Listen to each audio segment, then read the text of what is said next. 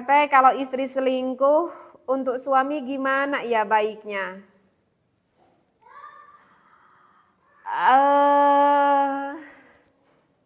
Suami selingkuh, kalau istri selingkuh gimana ya baiknya? Masya Allah. Baiknya tanya hati kakak.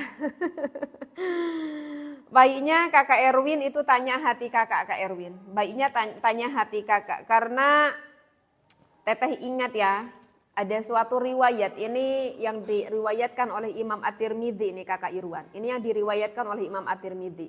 Jadi pada saat itu ada seorang laki-laki yang datang kepada baginda Nabi Muhammad SAW. Dia itu mengatakan bahwa ya Rasulullah, aku tuh punya seorang istri. Aku sangat mencintai sekali istriku ya Rasulullah.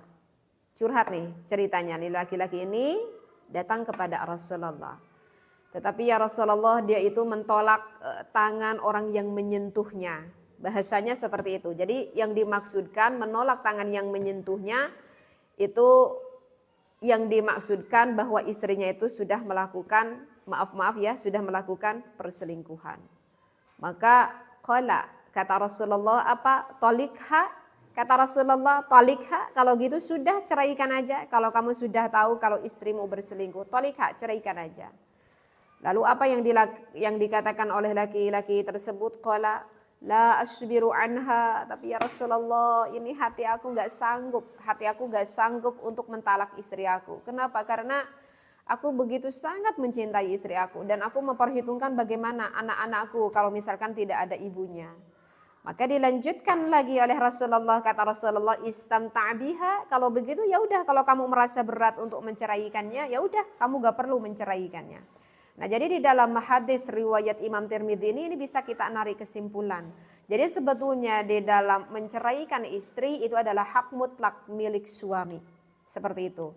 Ya, kalau misalkan itu kembali lagi kepada kita. Kalau misalkan istri kita sudah mengakui dan kemudian mau bertobat dan kemudian dia berjanji tidak mau mengulanginya lagi, itu keputusan ada di kakak sendiri. Mana kira-kira mana yang lebih maslahat?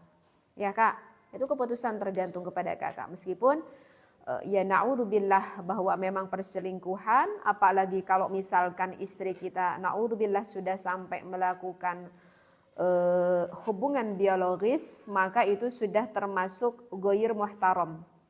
Ya, artinya ghair muhtaram itu adalah yang tidak dimuliakan oleh syara atau yang tidak dimuliakan oleh agama. Karena kalau misalkan kita lihat di dalam kitab Kasyifatus saja bahwa ghair muhtaram itu kan ada 6 kan?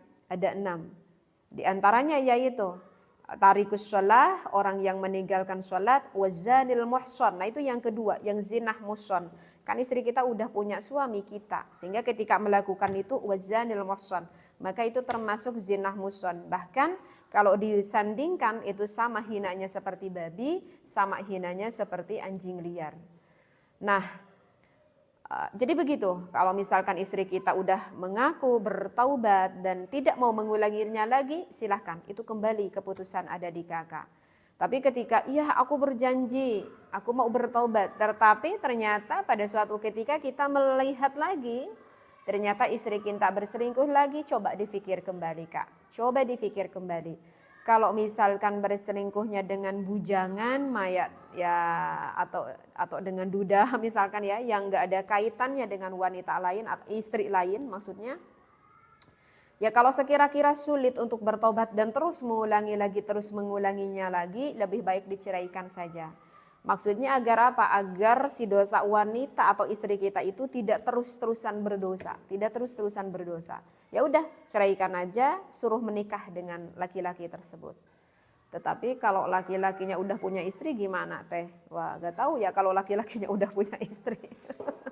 Kalau laki-lakinya udah punya istri gak tahu ya, gak tahu itu istri kita akan ditikahi atau tidak, gak tahu juga ya. Kecuali kalau misalkan istri kita nanti jadi istri yang kedua kali ya, seperti itu. Dan itu udah termasuk yang tadi, ghair muhtaram itu yang tidak dimuliakan oleh syara, seperti itu ya. Mungkin begitulah Kak ya, keputusannya itu ada di kakak sendiri. Ya nih. Teteh kalau jalan sering bagian bawah pakaiannya tuh kotor, bisa kecampur najis. Apakah bisa dipakai sholat? Oke, Kakak Daus. Itu ikhtilafiyah sebetulnya Kak Daus. Ada sedikit perbedaan pendapat ulama. Meskipun ada juga di dalam beberapa referensi kitab yang teteh pernah sempat teteh baca itu ma'fu anhu. Meskipun kita tahu yakin itu najis, tetapi itu ma'fu anhu. Artinya ma'fu anhu itu Kakak Daus diampuni. Artinya diampuni gitu Kakak Daus. Ini di dalam kitab apa ya? Di dalam kitab apa ya itu ada ya? Banyak sih. Misalkan di dalam kitab Al-Wajiz itu ada no. Ya. Di dalam kitab Al-Wajiz itu ada Kak, seperti itu. Atau seperti yang diterangkan dengan Imam Al-Ghazali juga ada itu oleh Imam Al-Ghazali. Ya, jadi itu termasuk ma'fu anhu. Karena alasannya menurut Imam Ghazali karena sulit menghindarkan diri kita itu dari genangan najis tersebut. Karena kan lagi di jalan umum.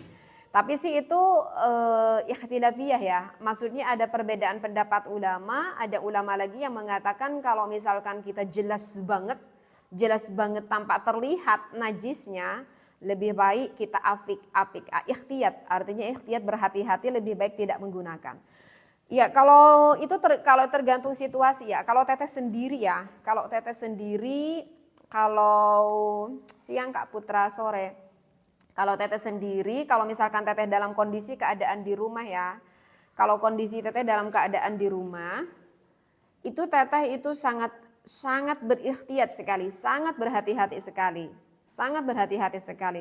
Kalau teteh setiap mau sholat, teteh itu selalu dibuka gitu pakaiannya. Kalau teteh pribadi ya, teteh selalu dibuka pakaiannya.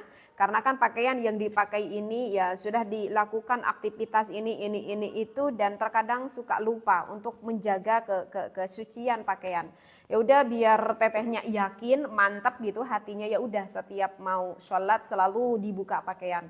Kecuali kalau misalkan baru mandi, kita baru pakai baju baru. Nah, ini contoh nih teteh barusan mandi, pakai baju yang baru dan tidak melakukan aktivitas apapun, langsung duduk di sini sehingga yakin banget nggak ada sesuatu hal yang najis gitu. Ya udah wis, nanti sholat asar udah pakai baju ini lagi. Tetapi terkadang teteh pun merasakan kalau misalkan lagi di perjalanan kita udah berikhtiat, tahu-tahu gitu ya. Kena cepretan mobil, kena cepretan motor, padahal kita udah berusaha kan. Tapi ya begitulah kan namanya juga di jalan. Ya wis kita sulit. Ya udah maka ada kaul ulama yang mengatakan bahwa itu ma'fu anhu, ya udah teteh langsung sholat aja. Karena memang ada ulama yang membolehkan. Assalamualaikum teteh, boleh nanya, ini saya kepengen ibadah tapi istrinya berpuasa. Harusnya Kak Mas Arjun, kalau istri Kak Mas Arjun itu mau berpuasa, harusnya meminta izin dulu kepada Kak Mas Arjun. Harusnya meminta izin dulu kepada Kak Mas Arjun. Kang, sekarang aku mau puasa sunnah Senin Kemis. Kata suaminya, silahkan boleh melakukan puasa Senin Kemis. Sunnah kan hukumnya. Padahal udah bilang ya itu istrinya. Tetapi ketika siang hari pulang kerja kok kita mau ya misalkan kepada istri kita. Kita tahu kan istri kita itu lagi melakukan puasa sunnah. Maka bagusnya bagaimana? Batalkan aja itu puasa istrinya. Batalkan saja, wong itu puasanya sunnah. Tetapi kalau misalkan mau qadha, misalkan nanti istrinya Mas Arjun bilang, Kang aku mau puasa qadha, ya siap kata Kak Mas Arjun. Nah Kak Mas Arjun kalau misalkan istrinya niatnya qadha, lebih baik sabar. Lebih baik bersabar sampai nanti menunggu adzan maghrib ya Kak Mas Arjun. Tetapi kalau puasanya sunnah gak apa-apa meskipun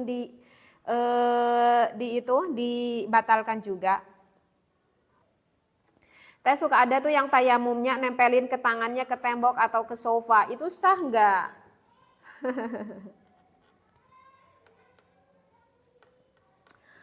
Tayamum ke sofa, tayamum oke. Teh katanya boleh ya kita bertayamum ke sofa atau kita bertayamum ke tanah katanya.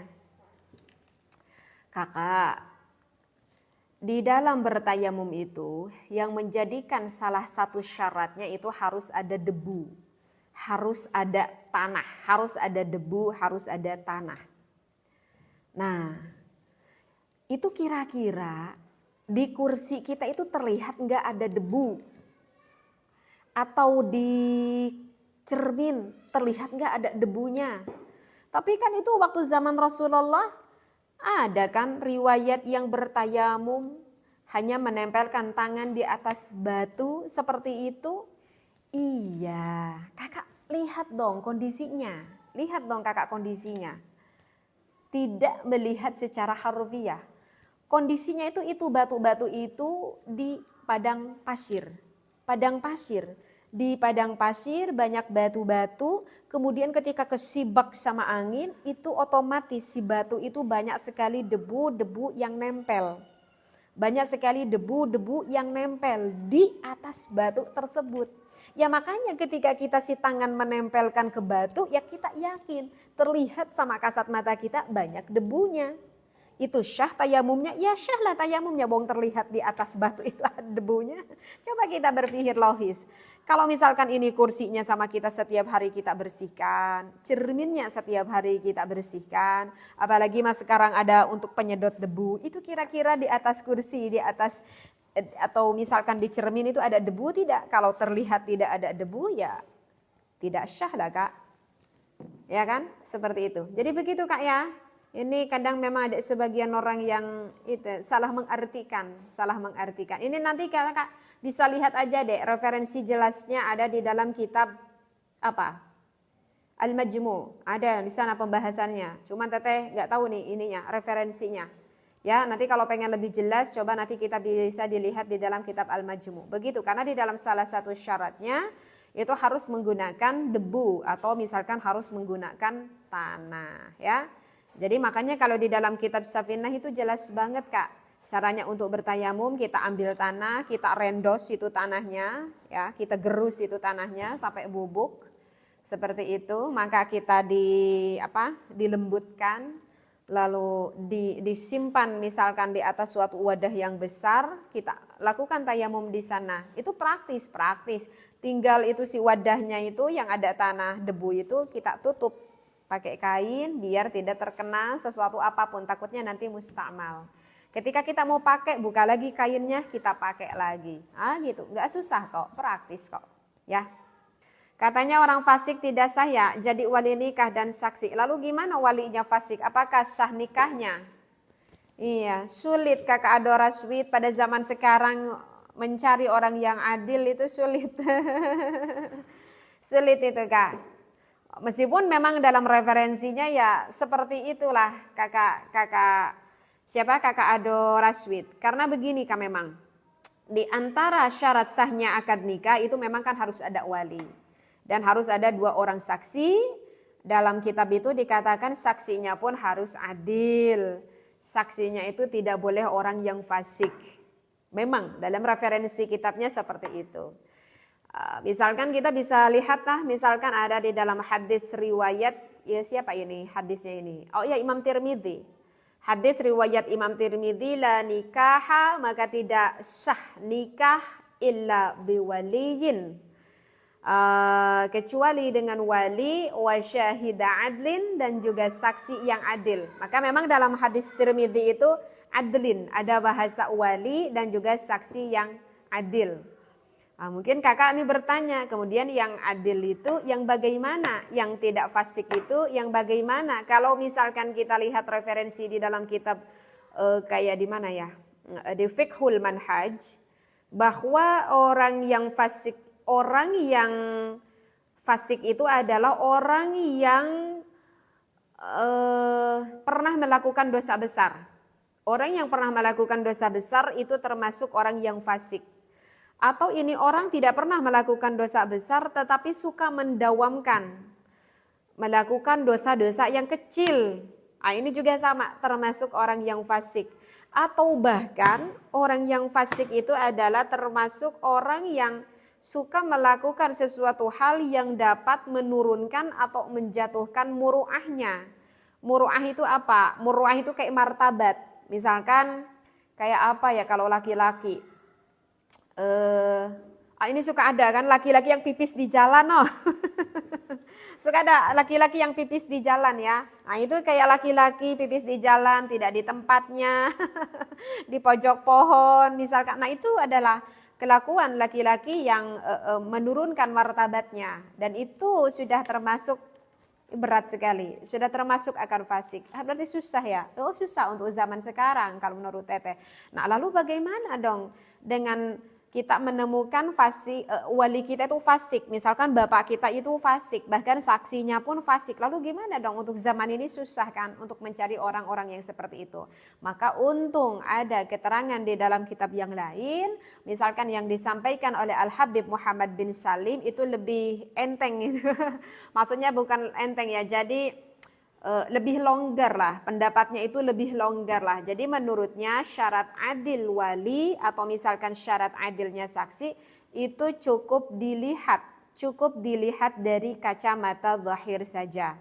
Kalau kita berasumsi bahwa ini adalah orang yang baik, udah itu cukup. Itu cukup termasuk orang yang adil. Ya baik pun kita ikuti baik pada zaman sekarang. Seperti apakah baik pada zaman sekarang? Kita mengikuti zaman. Ya udah, itu aja udah cukup. Nah, itu kalau yang disampaikan oleh Al-Habib Muhammad bin Salim. Karena memang untuk zaman sekarang Masya Allah ini kayaknya susah banget. Ya kalau kita misalkan untuk mencari orang yang seperti itu. Jadi kita tidak perlu mengkorek secara detail gitu ya referensi fasik bagi seseorang. Jadi cukup kita menganggap bahwa ini adalah orang yang baik. Ini sependapat sih, seperti yang disampaikan kayak oleh Imam Nawawi. Ini sama sependapat. Ya, Imam Nawawi itu ada di dalam kitab Al-Muftah. Kalau gak salah ada di dalam kitab Al-Muftah fi babin nikah, yang menerangkan khusus di dalam kitab Al-Muftah itu yang khusus menerangkan tentang bab nikah. Karena memang kalau misalkan seandainya gitu ya, kalau misalkan seandainya kewalian wali nasab itu karena gegara kayak fasik, kemudian kita dialihkan misalkan kepada wali hakim pun kan itu belum tentu ya, mungkin aja wali hakimnya pun sama-sama fasik. Kalau sama-sama fasik kan ya coba gimana, ya sudah kita pakai wali saja, ya pakai kita wali saja seperti itu ya, atau ya sama wali nasabnya ya. Oke, Masya Allah, mudah-mudahan ini orang-orang yang bertanya barusan ya, kalau misalkan ada salah jawaban dari Teteh mohon dibetulkan, nanti mohon dibetulkan ya, karena namanya juga Teteh manusia, suka ada salahnya, suka ada khilafnya. Jelas kalau ada salahnya itu dari kebodohan Teteh, mudah-mudahan itu bukan keluar dari hawa nafsu ya. Tetapi kalau jika ada benarnya secara hakikatnya itu datang dari Allah. Mudah-mudahan apa yang disampaikan bermanfaat bagi kakak semuanya ya. Terima kasih semuanya. Wallahu a'lam. Wassalamualaikum warahmatullahi wabarakatuh.